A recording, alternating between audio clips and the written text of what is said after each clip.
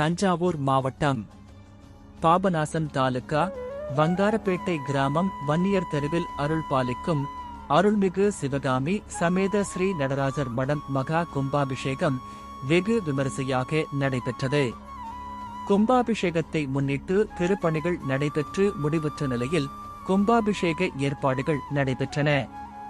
அதனைத் தொடர்ந்து கணபதி ஹோமம், மகாலட்சுமி ஹோமம், நவக்கிரக ஹோமம் உள்பட பூர்வாங்க பூஜைகள் உள்பட யாகசாலை பூஜைகள் நடைபெற்றன.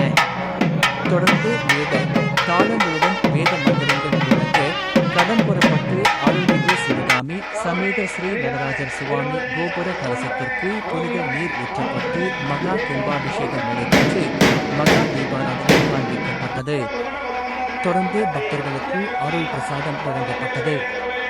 கும்பாபிஷேக நிகழ்ச்சியில் ஏராளமான கிராம மக்கள் பங்கேற்று சாமி தரிசனம் செய்தனர். கும்பாபிஷேக நிகழ்ச்சிக்கான ஏற்பாடுகளை வன்னியர் தெரு வந்தாரம்பேட்டை நாட்டாண்மைகள் மற்றும் கிராமவாசிகள் செய்திருந்தனர். தஞ்சாவூர் செய்தியாளர் எஸ். மனோகரன்.